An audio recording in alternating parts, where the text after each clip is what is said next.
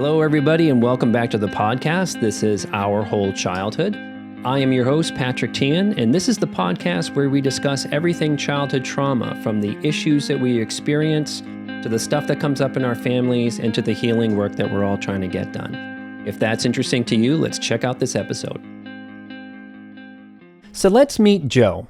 Here's a quick case study about a man named Joe. FYI, this is intense kind of stuff concerning childhood trauma. Joe grew up with a mother who was highly narcissistic and who was married to Joe's father, who was either distant, shut down, or enraged most times. Joe's father was physically terrifying.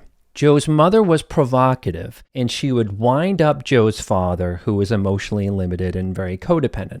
She would caustically criticize the father in front of Joe in an unrelenting way until Joe's father exploded and would start throwing things and punching walls. The parents were trauma bonded and fused in toxic dynamics. Joe's mother would then seek out comfort from Joe, her little boy, as early as 4 years old in this ongoing cycle with the parental kind of mess. The fights would last for hours, sometimes a week. Joe deeply hated his father and was more attached to his mother, who would only connect with him when she needed care. When Joe was in distress outside of the family stuff, she neglected him and made things about herself if he needed her. Joe's mother was emotionally abusive in consistently telling him that women are always right and men are always the abusers to be protected from. But Joe was also like a man to be, which caused deep shame in him that men are always bad is what Joe absorbed as a little boy. Joe's mother would also get enraged and break down on him when she felt that Joe wasn't in tune with her in what she was feeling and what she needed in her day-to-day life. So Joe became hypervigilant about what women were feeling because he was responsible for their feelings. It's like his conditioning. Joe's mother would also overshare. She complained about her in-laws, her sisters, her own parents. No one was good enough, and it was awkward for Joe to see those family members during holidays, and Joe's mother especially complained about his father's family. She would also tell Joe about how her friends were letting her down, and this is intense here, trigger warning. She would tell Joe that her sex life could be better. Joe had to take all of this in because he was in his mother's world, not his own. So what happened to Joe as he grew up into a man? Joe hated all things masculine, therefore hating himself subconsciously. Joe felt anxious around other men, and he was aloof around them. He could only make friends with other men and boys who also kind of hated masculinity. Joe's main motivation in life was to not upset women, especially girlfriends, but also waitstaff and teachers and strangers, where upsetting a woman means to be abusive in Joe's belief system. Good potential women partners would not go on a second date with Joe because to them, he kind of felt empty and too people-pleasing. His shame was visible. He was also anxious, had an anxious, preoccupied attachment style that women would feel from him and didn't want to have to take all that on. So there was no really second dates for Joe. And abusive women could take advantage of Joe. Dysfunctional women liked him because he could be like a parent to them. Joe only knows how to relate to a woman by helping them and trying to get them to tolerate him. Let me know if that feels familiar to what we just talked about with Joe's mother. Joe's trauma from his mother specifically made him inauthentic, which isn't Joe's fault. It's actually very common for childhood trauma. Joe shames himself for his feelings. When he feels lust or frustration or sadness, he's supposed to be positive all the time and not threatening in any way, and male feelings are kind of threatening. Joe gets enraged, though, when he hears that pets, women, and children are harmed, like in the news or whatever in his community. It's the only real feeling that Joe really allows himself or that he's in touch with. Joe feels intense shame about sex and the role of men during sex, and his partners feel this shame and they feel that distance from him. Joe can find himself in relationships with women that are like his mother, or in short relationships with women who see that he's nice and he's sweet, but he's not in his body and he's not with his own authentic thoughts. They just don't really feel connected to someone who isn't comfortable in his own skin as a man. Joe eventually married a very self-consumed woman who he is always in trouble with. Let me know if you relate to that. I'm going to say that again. He married a self-consumed woman or partner who he is always in trouble with. And like many childhood trauma survivors, he replicated what his parents, specifically his mother, modeled. The idea of leaving makes Joe feel like he is a perpetrator and abandoning a woman who at the end of the day doesn't really care about him. His feelings or how she makes him feel are not on this woman's radar. And to Joe, hurting a woman is his personal nightmare related to his parents, so he remains very much stuck in that relationship. Most importantly, and this happens to women and all types of folks as well, is that Joe is caught between hating his masculinity, but also being a man and being human. What would happen in his marriage if he voiced frustration about how he was being treated? How do you think that that would go? The abusive wife or partner would most likely construe Joe's frustration for violence, and they would shame Joe for a normal emotion due to probably her trauma, most likely. This also confirms inside for Joe that he is bad and men are bad, so that emotions have to die or they have to go underground. So that's kind of the case study of Joe, and that's just one of many different scenarios or outcomes when a boy is raised by a toxic mother. Joe could have gone the other way and felt more connected with his emotionally unstable father and learned to hate women through the father instead of being terrified about upsetting them. Joe could have also, as a young boy or adolescent, recognized that both of his parents were ridiculous and unsafe, and he maybe detached from himself and from them and from the world. He could have become really isolated with a dismissive, avoidant attachment style instead of his anxious, preoccupied attachment style. Every child is going to have their own strategy in an unsafe family. What the case study does highlight is just one way of having an abusive mother affects how a man feels about himself, how he relates to his partners, and what childhood trauma beliefs still run him in his adult life. And most importantly, to put it bluntly, his baggage about masculinity in context of his mother. So that's the story of Joe, from his childhood abuse, from just focusing on his mother, to what his adulthood would look like in struggling with healthy masculinity and self-work. Can you relate to Joe's story in any way if you get the gender stuff like off the table? Even if you're not a man or if you don't identify as masculine in any way, these themes are universal. And if we can look at how adults were not safe as children, we as a society can kind of jumpstart some missing compassion, and that doesn't have to be an all or nothing thing. Trauma always catches up to us, is what I'm trying to say. What is actually the goal that I think, and it was for me, given who my parents were, specifically my mother, is to reinvent and reclaim our masculinity. And before I start, while any childhood trauma survivor can be exposed to toxicity in childhood by a parent, it's not what we would have chosen as children or adults to struggle with these problems.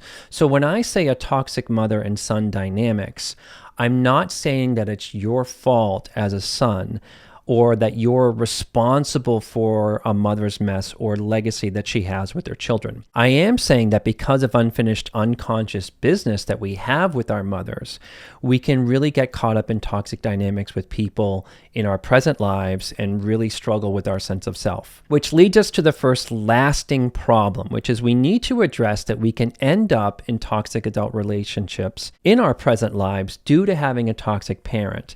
That's the part that we really need to get real about and kind of work our way out of. Also, I'm listing what I've seen in 14 years of private practice as a group therapist, as an individual therapist, as a couples therapist, and nearly 30 years in my own recovery in general. You're the expert. This is your process, and I'm just listing some patterns that I've seen in my work, and you don't really have to agree with them. So as a male, I've experienced both a toxic mother and a toxic father, and I've gone through the process of unpacking how a toxic mother impacts one's sense of masculinity. And it's way more impactful than we actually think as men. A little bit about this series. Regardless of your sexual identity and preferences, everyone can benefit from exploring how an abusive mother can impact a son. And to overly simplify mothers like our fathers, they can impact someone on the spectrum of either being too aggressive aggressive as mothers or not being aggressive enough as mothers. Hopefully that makes sense. I'm voicing this in mostly a cisgender framework. But if you're queer, I know it's hard, but try to not get caught up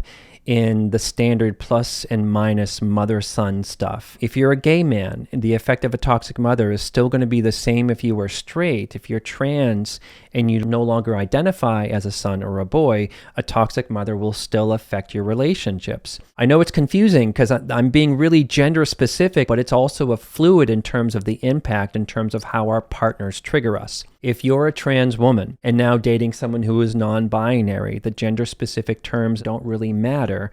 Your partner is still going to trigger you to stuff about if you had an abusive mother, and your inner child will project that abusive mother in all kinds of relationships. So let's get into the big 3 lasting problems in having a toxic mother for sons. Number 1 is, most importantly with a toxic mother, sons tend to get stuck in replicating dynamics in their relationships, mainly the romantic ones. This will involve projection. What that looks like is dating a specific kind of dysfunctional person, giving up power or defaulting towards women or taking care of them or others to avoid being in trouble. Another example of this is trying to make a woman stay by being a perfect man.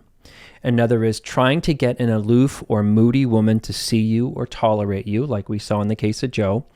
Another example is being extremely dysregulated around women and losing your goodness or your masculinity around women. So a man can kind of control a woman aggressively for fear of abandonment in context of a loss of specialness that can happen in replicating these dynamics. Another weird example is a man can also not trust women, as men can often project their manipulative, abusive mother onto all women, as we saw in the case of women with toxic fathers. A really important piece here. If you spend a lot of time thinking about women in general being hypocritical, that might be a sign or projection of this replication that I'm talking about. I'm not saying that some women aren't manipulative. There are all kinds of manipulative people out there. But notice this pattern within yourself if you tend to seek out how all women are hypocritical on some level or manipulative on some level. Replicating dynamics is simply trying to fix the interpersonal trauma that we had with our mother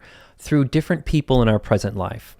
Trying to get a woman to see you as inherently good when you maybe had a mother who hated men and set you up for that kind of baggage because you were a man to be, a man in the making as a little boy. All of these examples of replication are most importantly that our inner child projects early dynamics with our mother onto women or onto our partners. That's kind of how it works for everyone who didn't grow up in safety like I did, or maybe what you did too. Like it's your job to maybe rescue her or rescue a partner, or again, that all women are manipulative or all women are fragile, so you cannot show your emotions with them, like in the concept of being real means to be a perpetrator like we saw with Joe. Like being with an emotionally immature mother, like you can't be real with her because that'll cause her to kind of break down and crash out. The second piece of the big 3 lasting problems is you're currently still struggling with a toxic mother in your present life and the mess that comes with that. Do you still have to chase your mother to connect?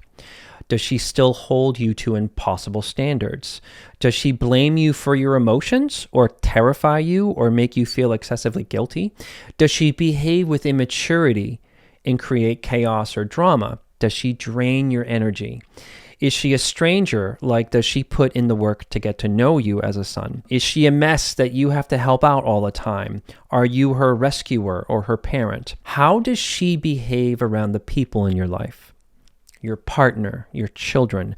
Might she be jealous of those relationships or totally aloof to them, but she's not really in the role of a healthy mom or a mother-in-law or a grandmother to the people around in your life? Now, the third most important lasting problem is how a son feels about himself, our self-esteem, our self-worth, our sense of self. As a society, we still don't recognize how boys who become men are influenced by an abusive mother. And yes, a father too, and that's going to be coming in a later video. The examples of that are, do you still struggle to feel lovable or worthy? Has your worth ever only been based upon how you look or your sexual performance as a man? Do you hide or disregard your emotions for fear of how they're interpreted by a woman?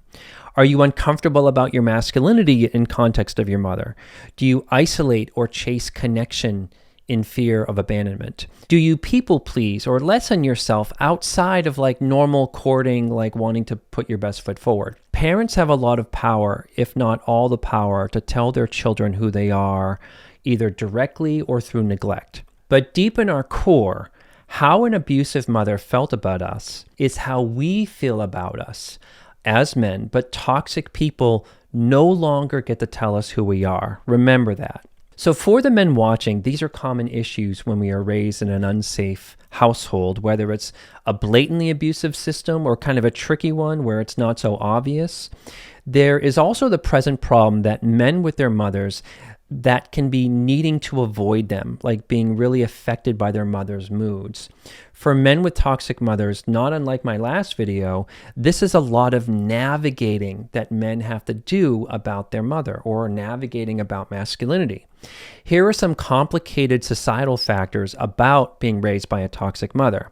And this is important. In addition to lasting problems that men can experience from being raised by an abusive or toxic mother, is that society and the community that they grow up in can reinforce detrimental messages that a boy is receiving at home from their own mother. How might other families, your school that you went to, those coaches that you experienced, the media and the culture also send messages to boys? In addition, most cultures are patriarchal and damaging to all, but how would they impact boys specifically? Here are some issues that you might relate to in context of an abusive mother at home. These are the things that boys absorb or they reject, but not having healthy modeling at home or outside of home. Think about these as like what an abusive mother can weaponize, reinforce, or confuse a boy around, or model depending on the types of mother that you had in receiving these messages at home.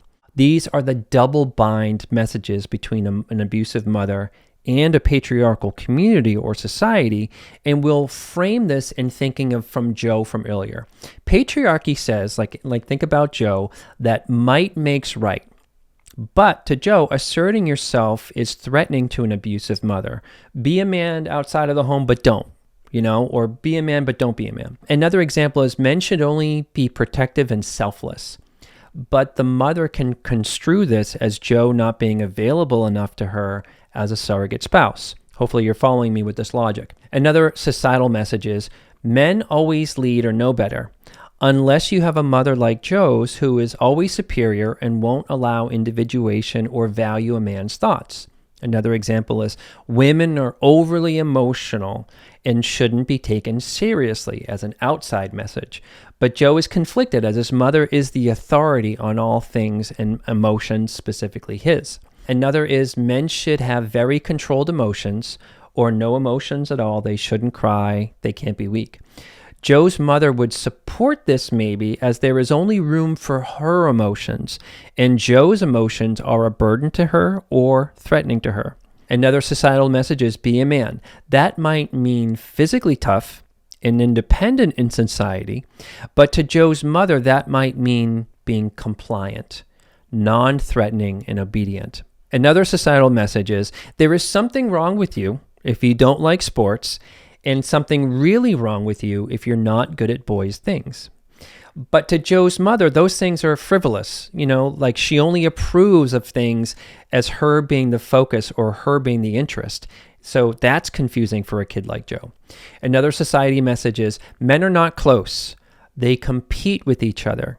Connection is for women or homosexuals. I'm thinking of really toxic, masculine, patriarchal communities, kind of like the one that I grew up in.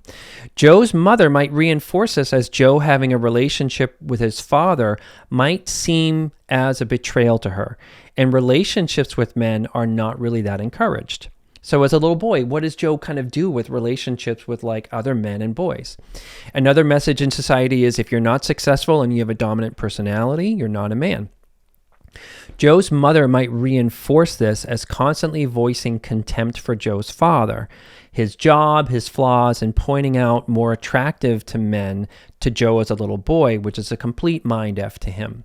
So additionally, what if a 10-year-old boy like Joe were to open up to a coach in his life, or a friend's father, or even a friend about the emotions that he's experiencing or the physical abuse that he's experiencing at home, how would a man in a patriarchal community respond to a boy experiencing that? And I'm not saying that would always go south, just typically in the way I grew up from older generations is, how would that boy be seen if he opened up to another man? What if it wasn't the mother who was being a bully, but another kid in his class and he opened up about that? How would an abusive mother react to their son being bullied at school? It really depends on the mother, but the reaction can be telling him to man up or to hit back. It can be an over-the-top dramatic reaction, or no reaction at all, or disappointment about it and making it about her.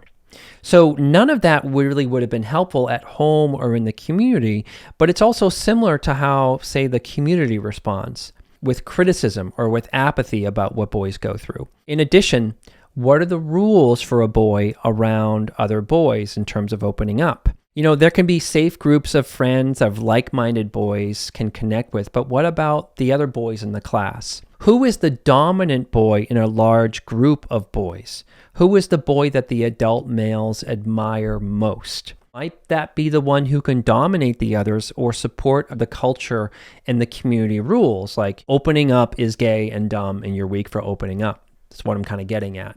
So what if you're a boy who isn't comfortable with anything in the patriarchal framework or how it manifests at home with a toxic mother? When boys who don't receive help, like girls, they have to adapt. They have to hide. They just have to get through it somehow. And yes, some boys can buy into the patriarchy and lose their much younger heart space in place of anger, power, and maybe some entitlement.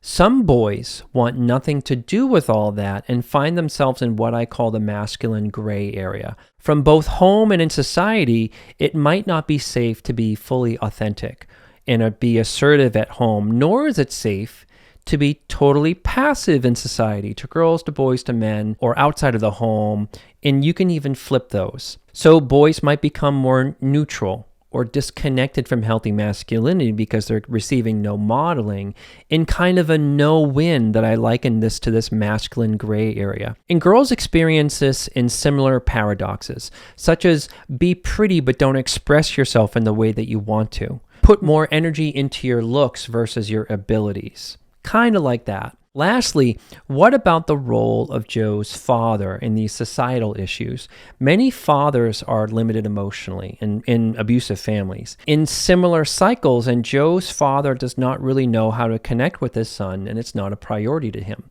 So what does Joe do with that? Additionally, Joe's mother has claimed Joe to be her ally and her ally only. And the father, who is limited, might see Joe as making that choice himself and sided with her when Joe is probably groomed to side with her and have contempt for his father, which is also influenced by his father's rage and behavior, if that makes any sense. Kind of a mind F. This is the main issue with toxic families, or with the toxic parent, where the child is groomed to hate the other parent by, say, a toxic mother, or vice versa. But what if Joe's father was actually a good enough guy, caught up with an extremely narcissistic wife, projecting onto her husband and child, and really abusing them both and cutting off their relationship to each other? Those are not great choices for Joe. So for men, there is gray area. And speaking for myself, we as men often feel painted into a corner between meeting what society expects from us and reconciling that against how our mothers might have twisted and wrecked our identity as men, also in context of our fathers. Not that different from what women experience with one or both of their parents. I just want to take a brief pause here and talk about something that is near and dear to my heart. On this podcast, I don't have outside sponsorships because I feel like those sponsorships kind of muck up the message of the kind of work that we're doing. The thing that is near and dear to my heart is my monthly healing community. This is a program that I started about 1.5 years ago, 2 years ago, when I really noticed that my audience did not have access to kind of a community of like-minded people or resources or just specific guidelines and tools about how do you start working on childhood trauma. The membership is really comprised of 3 things. The first thing is weekly journal prompts that I send out every week. They are really focused on specific issues that childhood trauma survivors struggle with and how to reparent the inner child. They're really journaling, dialoguing inner child prompts. The other component is a whole bunch of coursework that people get, things like the Children's Bill of Rights, the family rules. My favorite on there is Reparenting the Inner Child, which teaches you how to dialogue with your inner child and do some self-led work. And lastly, the third part is every 2 weeks I do a live Q&A to give specific attention to members' questions, and we talk about it. Those are all recorded as a resource in the membership as well. There's a platform that's very, very easy to navigate. And I really love it. It's essentially a program I created for people who wanted to start doing some childhood trauma work and maybe they didn't have direct access to a therapist. The community component is really just one part of it. Many people kind of enjoy that. Many people just want to do self-led work, which is all okay to do that there as well. You just go to the podcast description, click on my website, and look around for membership, and all the information is right there, and you can sign up today. And I hope it's helpful to you. Let's now explore the types of mother influences that how a boy's sense of masculinity gets damaged, as it isn't always like what Joe experienced. It can be layered, it can be complicated, and it can be vary. So here are the types of toxic mothers. We explore each type, the impact on a son, and we'll also talk about some healing goals to overcome the toxic mother's impact. Many of these will overlap, but try not to get caught up in that, and let's get started. Here's a rundown of the types. There is the unsafe perpetrator or monster. A mother monster is profoundly damaging in various ways, sometimes loud, sometimes quiet. Then there is the non-protective absent mother, who is disinterested or distant. She does not protect and behaves as if her son was kind of somebody else's child. The third type is what I call the enmesher, which is the mother that puts her son in the role of her partner, and she will overshare, making him into a surrogate. There can be a lot of rescuer, victim, and perpetrator Cartman drama triangle stuff in this type of mom. The fourth one is the tragic codependent, which is super tricky, is the mother caught up in an abusive relationship, but doesn't get out to protect her son or herself. She can seek solace in her son instead of making really hard choices if possible. And the last one is what I call the crazy maker, is the abusive, disorganized mother who is immature, chaotic, and unpredictable. Again, many of these can overlap, and we'll get more into depth on each one in a minute. Let's focus on the 3 specific impact areas for sons struggling with a toxic mother. There's the impact on a son's sense of self. There's the impact on a son's mental health. There's an impact on a son's sense of women, the relationship blueprint, and there's the impact on a son's replication of those childhood dynamics and projections that I mentioned earlier. And after, I'll be talking about healing goals to achieve with each type, what might be good for you to specifically work on. Trigger warning with this type. Getting the most damaging type of toxic mother out of the way first is the monster mother. She is physically, sexually, and emotionally an abusive, unsafe person. They are often ruled by anger, manipulation, cycles of mood escalation. They can range from being sexually promiscuous to acutely repressed. They can range from being mentally unstable to highly calculated, or even both. They can use their son or men in general as supply while being victimized by them at the same time, real or imagined. They tend to not have relationships. They usually take hostages. They can have serious mental health diagnoses, substance abuse problems, or acute CPTSD. The son of a monster experiences them as terrifying. The relationship is extremely tenuous. It's hot and it's cold, it's unpredictable, while demanding the highest level of loyalty from a son. Most monsters are loud and blatantly obvious when we look at how they are, but some can be quiet and more subdued, where the monster comes out inconsistently versus in a constant way. Regardless of how the mother abuses their children, she will have an extremely damaging impact on a son's sense of masculinity. Additionally, a man with a monster mother can project onto his partners and confuse, like, say, preferences or boundaries as rejection.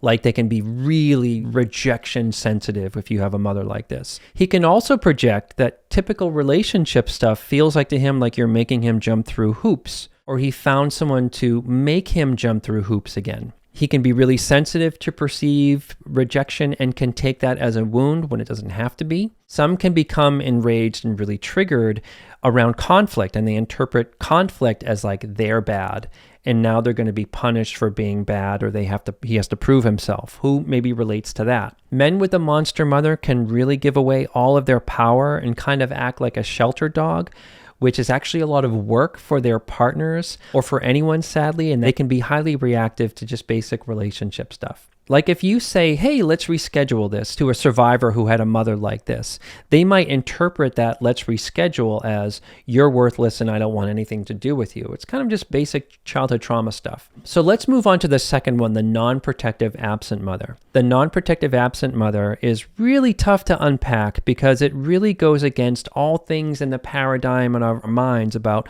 what a mother is and should be. This mother can range from never knowing one's biological mother to having a mother or stepmother in your entire childhood, but she is a stranger to you and vice versa. She doesn't intervene in any way about your life or growing up or even now. She doesn't protect you from siblings or from an abusive father. She doesn't maybe remember your birthday or what you do for a living. She defaults to your father or maybe other caretakers in your life from a distance about your care. She avoids a lot of parental responsibility or all of it. And when she is engaged, it still feels neglectful or off. She can show up at times when it's easy for her or beneficial for her. And oddly, she might shower you with gifts or praise, but that's her only way of engaging. She doesn't really know you or take the time to really know you. The absent stranger mother can be any of these. They can be totally physically absent, then you don't know her. She can be present, but she can be a stranger. She can be totally self-consumed and selfish. She can be emotionally immature, emotionally limited, shut down, and preoccupied with anything but her son. She can be disinterested or profoundly blocked and not knowing how to connect, could be due to her trauma. If she has childhood trauma, she could be highly dissociative due to her trauma or never being fully prepared or interested in actually raising children. I know that that's really painful. What makes her untouchable could be her childhood. It could be substance abuse. It could be her mental health diagnosis. And she can range from being really narcissistic to being really limited in not knowing how to connect with the son or anyone else, or even knowing how to connect with herself. It often feels like you might feel like as a son, like a pet would be more important to her than her actual son. The absent stranger can also be more connecting with a daughter, but not a son. Here's the impact on a son. The non-protective or absent mother is really a mind F for boys because it sets them up for such a mystery in a boy's mind about what a woman thinks about him. Or that having a fully engaged present woman might not exist since they might be more invested in anything or anyone but you. That often is a feeling that comes with the type of mother like this. The blueprint for women is that they are not attainable. They will never stay or choose you. Who relates to having that core belief about the opposite sex? Can you trace it maybe back to an aloof or absent parent? So the third type of parent is what I was calling the enmesher. The enmesher mother overshares, crosses boundaries, creates special relationship with her son outside of appropriate mother-child bond. The enmesher can seek out from you what she doesn't get in her relationships with men or your father. She struggles with maturity, and her sons tend to have to soothe her or be completely available to her, and she is the focus and the son is the audience. This type of mother influences a son about how men are disappointing, or she might idealize men or gossip about your father. It is an odd combination of intense intimacy with a mother like this while being also abandoned by her to her son. Here's the impact on a son. The enmesher can have a son whose sense of self is all about being available to others only. Reciprocal relationships feel foreign and uncomfortable. For his mental health, there is maybe anxiety about what is shared. There can be depression related to not being seen or known. There can be triggers around secrets and sharing and hypervigilance about information and relationships. There can be shame about boundaries or really loose boundaries. His sense of women is that women might be safer than men, but they really don't show up for you at the end of the day. And intimacy is about women. It's about their gossip or their struggles. It's not about you. That's like the blueprint. And with the replication projection stuff is a son of an enmesher can find themselves with women who are the focus. And he can possibly project feelings of being used by women or rage around disclosure or struggling with trust or feeling being used by women. A side note on the replication projection piece and all of these. I don't believe as for men, that we attract monsters or we attract enmeshers or we attract absent people. Childhood trauma survivors were never protected from such people, and it got normalized. We can even think about how our fathers didn't protect us from these type of women as men. When I learned that, that kind of blew my mind. But there is a difference in terms of like, it's not like we're choosing these relationships. The fourth type of mother is the tragic codependent, which is really tricky, or the safer parent who was abused too. This one is really tricky because sometimes women are factually completely powerless in abusive relationships with men. But sometimes the tragedy is that they kind of adopt powerless as their identity, which is kind of like what we're talking about here, which really isn't good. Some want to be seen as powerless, to be seen as a victim, and that's the one that we're kind of focusing on here. The tragic codependent mother behaves as a selfless bearer of abuse, real or imagined, and she models to the son to kind of take it from an abusive person. She never uses her parental power to protect or her personal power to say enough is enough to her abusive spouse or others. She behaves kind of like a co-victim with her son or her children, not a protector. A huge prevalent trait here is that she often operates from a broken philosophy that the abuser can't help it, and taking the abuse is the moral high road. So there can be some superiority in this one, and that change and breakthrough is either terrifying to her or isn't even contemplated. She can range from at least knowing she's kind of stuck to not even seeing it or the abuse to herself or to her children as being abnormal. She can be clueless, she can be martyred. She has a high crossover with the enmesher because she can align with you as a co-victim to the abusive father, if that makes sense. When a son tries to address it or get his needs met, she will say, well, you know how your father is, or worse, you see what I have to put up with. And that's kind of an abandoning, not connecting piece. The tragic codependent is the most complex mother to process in therapy because they are often the safer parent. Because they are also abused themselves, which makes it really tricky. They feel safer due to the usually being paired with a more blatantly abusive father who might be a monster as well. Here's the impact on a son. Sons of a tragic codependent mother, like with the enmesher, can feel like they only exist for someone else's pain, having watched their mother be victimized while the son isn't protected, and he doesn't know himself because of those dynamics. For his mental health, the son can struggle with rage triggers and hypervigilance about people not doing the right thing. That can be a very subconscious engine that runs children of tragic codependence.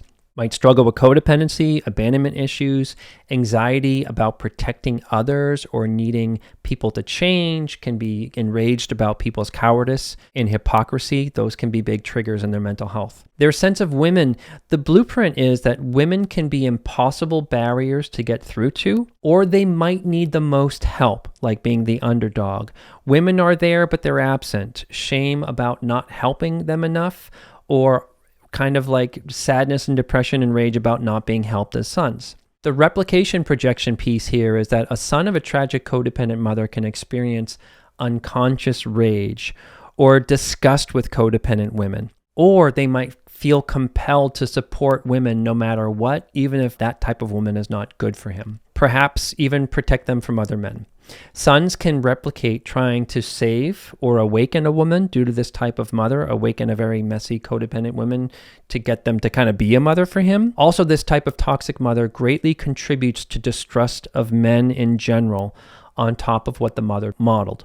Moving on to the last one, the crazy maker mother. The crazy maker mother can range from having substance abuse issues to hoarding or general immaturity. She is like a child, but she can seem mature in some places, like at a parent-teacher conference or something, but she's really a mess in relationships.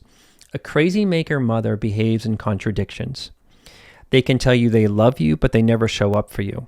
Their relationship with men are often codependent and highly dysfunctional. They make poor choices and are often oblivious to the emotional impact on her son. They can be impulsive. They can be dysfunctional financially and vocationally and romantically. Crazy makers are not always outwardly or blatantly abusive, but but they often have overlap with the enmesher with their sons. But they can also get really nasty, however, if you push them around them being dysfunctional. Like, Mom, what are you going to get it together? She could become enraged and really entitled or superior in that. And due to her profound immaturity and kind of her runaway self-will, crazy makers have a lot of like unfiltered self-will, if that makes sense. A crazy maker no-shows to your graduation after just telling you they'll be there, and then act like it was fate's fault about not showing up, not something that she dropped the ball on or that she had a choice about. They are incapable of accountability.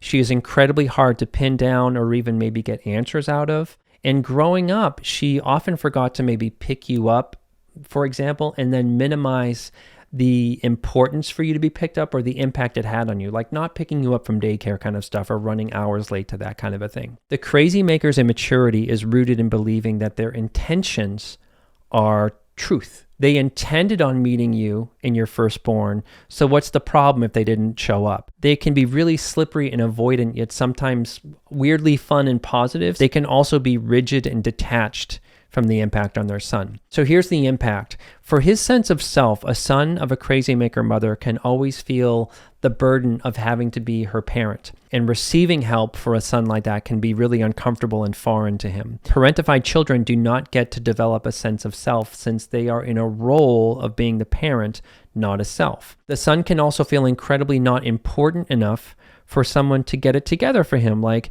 a sense of self was skipped into instant adulthood because the mother never took him or anything seriously. For his mental health, anxiety, shame, and stress, possible coping like overdoing it or people-pleasing, can struggle with letting go over triggers around being disappointed by people, and hypervigilance about trusting people. There can be also the deep shame like that was your mother. For his sense of woman, the blueprint is you cannot rely or trust women in any way, ranging into a codependent kind of fantasy about women that you can change women from immature to mature. For replication and projection, a son can find himself definitely in similar romantic partners, or they can find a good enough partner, this is important, but they still project onto that good enough partner that they feel like a loose cannon. Sons can also project onto anyone that they are a loose cannon and need to possibly control them, or project rage when others are either incompetent or feel like they're being manipulative because of the crazy maker mother's impact. You can be a son of a crazy maker and become extremely controlling and extremely disappointed in people. So if you've made it this far into the podcast, you must be asking yourself, does this guy have a newsletter? I really hope he has a newsletter. Guess what? I have a newsletter, and if you subscribe to that newsletter, you get a bunch of very, very helpful announcements from me. My favorite one is I announce when a new RRP therapist that we've trained, this is a childhood trauma relationship recovery process therapist, is forming new groups or accepting new clients. I love bridging my sort of audience with people who are skilled in childhood trauma work. You'll get announcements about that. If you subscribe to the newsletter, you'll also get a series of resources from me. These are things like video recommendations, journal prompts, other resources that are very, very helpful to get you started to do some childhood trauma work on your own. And like you'll get the other announcements from me about goings on stuff on my YouTube channel, or if we have membership spots opening up in my healing community, as well as discounts or announcements for that. So you really can't miss with subscribing to this newsletter. If you just go to the podcast description, you click on my website, it's all right there, takes you right to it, and you could do it right now if you wanted to. So a little bit about these types. All of these will have some overlap. Like Joe's mother was a monster, an enmesher, and non-protective, with actually a bit of tragic codependent in there. Try not to assume that one overlap or layers means that the trauma was more severe. I mean, it was bad enough, and it's all a mess, to be honest, and these are all tough, but it's common to have these overlap and don't get caught up in the severity around the overlap. There can also be varying severity to each of these 5 types. Like a monster can be sporadic and then be quiet. A crazy maker can be sporadic too and can shift into more functioning. A tragic codependent can leave and outgrow their identity and allow for some nuance to all this, but there's going to be damage in a way that parent wasn't healthy in a consistent way. It doesn't have to be perfect, but these are big issues that we're talking about. Here are some general healing goals and ideas with each type of toxic mother. In all of these, if you're still in these toxic dynamics with a mother, seek out some resources such as therapy, if that's available to you, on learning how to detach from the relationship a little bit or the impact a little bit. Instead of, say, doing the same old with them or trying to get them to see you and still getting abused and still getting let down. When I say detach, I don't always mean going no or low contact. That is all a very highly nuanced and individualized case-by-case thing. The healing goals around the unsafe perpetrator of the monster. Try to stop trying to figure out the monster's behaviors and motives. They just aren't safe. And figuring out why they do something abusive doesn't change the fact that the thing is abusive. Our inner child wants to know why when they kind of need safety. They think the why about having a monster mother or any of these mothers is going to make sense or heal something when the why kind of doesn't. Try to work on recognizing the patterns of projecting the monster onto other women or people around you or your partner. We really will lose the person's humanity whenever we project something upon them. And this is especially true with the type of monster parent. Projection is all about doing a familiar dance with women, like managing her emotions that don't really belong to you, or believing an outburst is going to be about you or about your fault. Another is find tangible emotional anger and empowerment while exploring reclaiming your voice.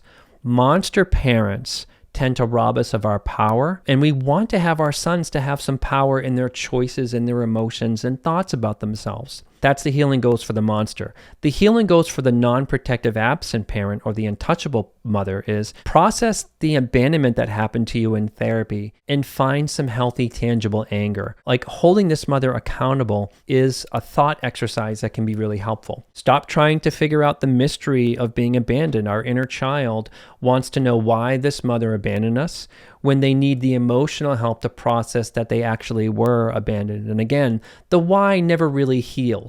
Work with your inner child about projecting abandonment onto other women. What belongs to your mother and what belongs to your partner aren't going to probably be the same thing, or projecting abandonment onto others. The healing goals around the enmesher is recognize that poor boundaries are not really that special. And there was a missing parental hierarchy and responsibility of actually having a healthy mom. You lost out on being someone's son and possibly became her surrogate spouse. Stop confusing your mother's poor boundaries or her irresponsibility for intimacy. It can feel special when she needs you, or that she wants to be gossipy or wants to be chaotic. But at the end of the day, you're still invisible. Help your inner child see that fixing the mother means to abandon yourself, or trying to fix a partner that you found that is you're replicating. And the healing goals for the tragic codependent mother is recognize that they had the power to protect you on some way, or at least be real with you, despite how it looks. Could she at least be real with you about the situation? And was she truly powerless? Recognize that a mother like that modeled submission and not good, healthy empowerment. Do you struggle with that in your present life, or do you not allow yourself to be vulnerable within yourself due to that, having a mother like that? Work on not projecting rage of not being protected onto others. What belongs to your mother and what specifically is triggering you about people's perceived issues? Like, for example, if you're a son of a non-protective mother, you might feel massively triggered if a boss doesn't have your back on something, like that kind of a thing. Lastly, the healing goals around the crazy maker. Recognize that you've become the parent and you lost out on childhood being someone's son, being a mother's son. You might have just been her audience, which isn't okay. See the chaos for what it is, as fixed immaturity, not potential, and stop projecting that lack of competence or safety onto others. You might have to let people fail, or even see where they are capable and where they are functioning and not like your mother. Like, do you forget their humanity? So here are some loose ends to get out of the way. These are patterns I've seen in my practice of childhood trauma. Some will feel accurate and some won't. I cannot realistically name all the nuanced situations, and some of these may feel generalized to you or overly simplistic, or they might even feel too specific to you. And I hope you're able to eventually find someone safe who can hear your story about your mother and that you can be seen. We all need that safety and that safe kind of person in our lives to process the abusive mother. And there are many mothers like these types, and many mothers who are not like that at all. We are really talking about a specific type of parent. And really, to kind of say it, there are many mothers like these types, but there are also many mothers who are not like this at all. There's plenty of good enough mothers out there who are trying to not bring this stuff, that they experienced into their parenting. We're really talking about a specific type of parent, and not all are like this. We're really talking about childhood trauma, which is a specific thing. There are mothers refusing to look at their childhood trauma, and they weaponize their trauma like our mothers did, or they simply don't know about it. And there are mothers putting everything they have into raising healthy sons. If you tend to distrust women in general, don't look for the toxic mothers as evidence that the world and all women are bad. You're very much going to get stuck if you're looking for that, or if your inner child is looking for that. Women are currently shifting, I believe, and they're voicing more dissatisfaction about their relationships with men in equality and hetero roles. There is a present transition going on, I believe. But I think, like in any healthy relationship, we want our partners to be mature and to be psych savvy in a good enough way. Due to our mothers and our fathers and patriarchy, men are often taught that being psych savvy and more intuitive emotionally isn't the work of men when it actually is. It's the work of everybody. And healing from a toxic parent not only means to rediscover our sense of self, but also reclaiming the intimacy we want from our relationships. Before I close, I want to bring back Joe. As a couples therapist and a childhood trauma therapist, I've seen men struggle in not being able to be in tune with their emotions or understanding projecting their abusive mother onto their partners. That might mean that a man skips upset, and if they're with an actually abusive partner, they are just maybe compliant with their partner while that partner just kind of dumps everything onto them like they're some kind of perpetrator when they're not. That happens to men too. Or that might mean that a man doesn't understand what their partner wants, and their partner is fatigued about trying to get through to them about emotional connection. Or that a man is stuck in only knowing how to protect and provide but not connect.